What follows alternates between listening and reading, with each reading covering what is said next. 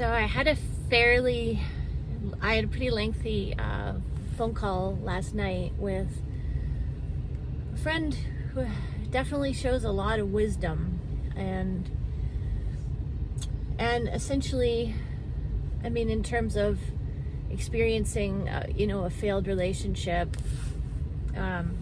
again, he had this to say, that until, that if the same things keep happening, that there is something, maybe in myself, right, that I have to become more at peace with, or something that needs to heal within myself. And that, in order to attract better experiences, that maybe I need to be better, like more well, and he recognized that, I've been, depressed, it's been a theme, right? And, since I lost my friends a few years ago, and I guess my last major breakup, right? I've never really quite got back to, fully energized since then. And he said that I have some lifestyle things that, I need to show myself more care and, devotion towards my own quality of life and health, right? And then who's to say what could happen down the road?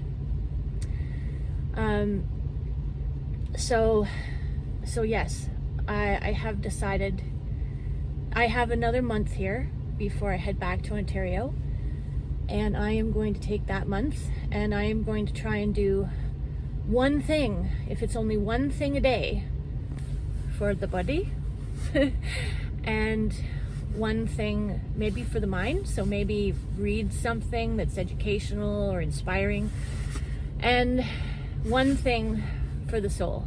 So maybe have a conversation with a good friend. I am blessed with my two wonderful children to have a really strong connection with them. And I am really blessed to have more than just a few really great, wonderful friends. So the advice he gave me, this was quite the pep talk. It was over 2 hours.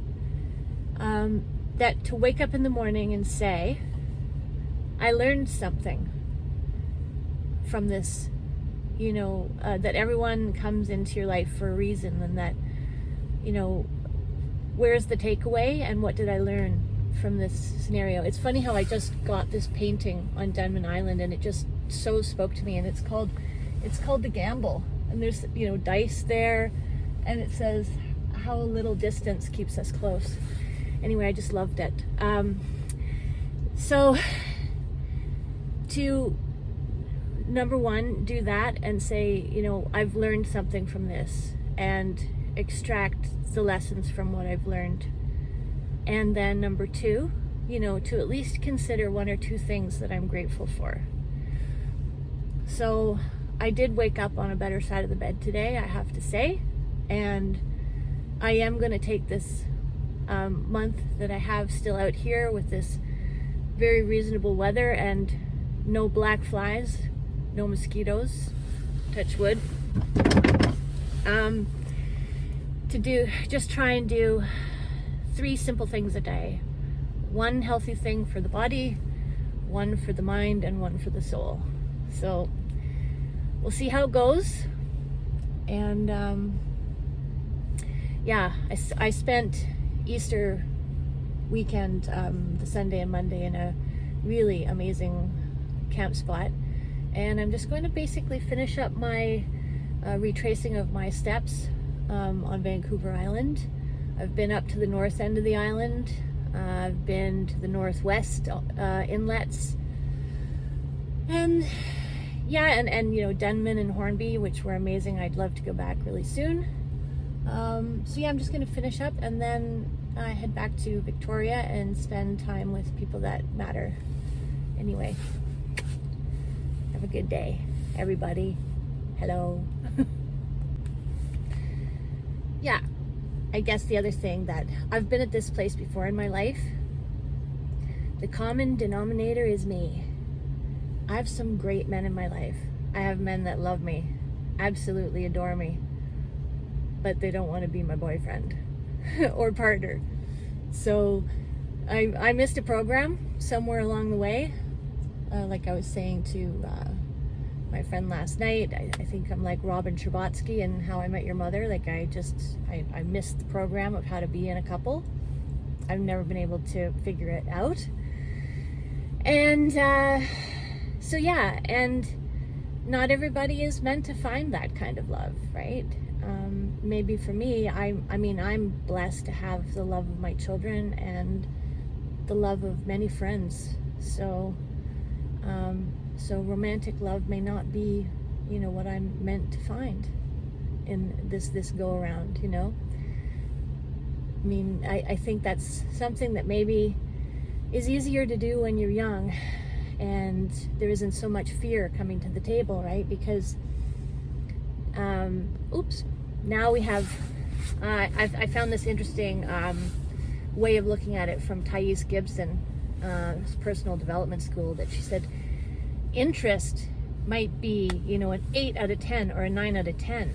But if fear is a 7 or 8 out of 10, then you have like a net 1 or 0, right?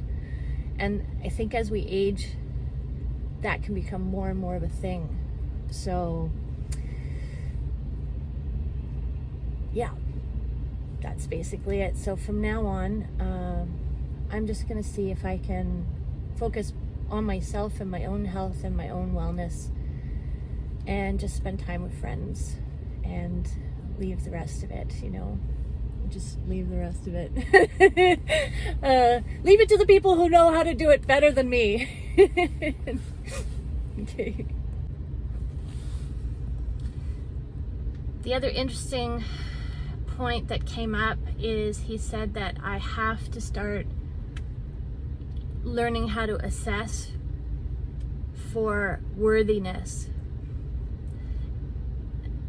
because he said if a man does not feel worthy, if he doesn't have enough self-esteem, and this theme has recurred, like this, where getting pretty deeply involved, and then the question arises where over and over they're asking me, but why do you like me? Why? Like they're flabbergasted, don't understand why I would like them or love them or care for them. It's just, if there was some kind of tool, like a stud finder, if you could use that to okay, this guy feels worthy of love. I really wish, because it's not as if people just admit that off the bat, but he said that will always lead to a relationship failure, because eventually then they start to think, what's wrong with her that she likes me? And then, yeah, so I've been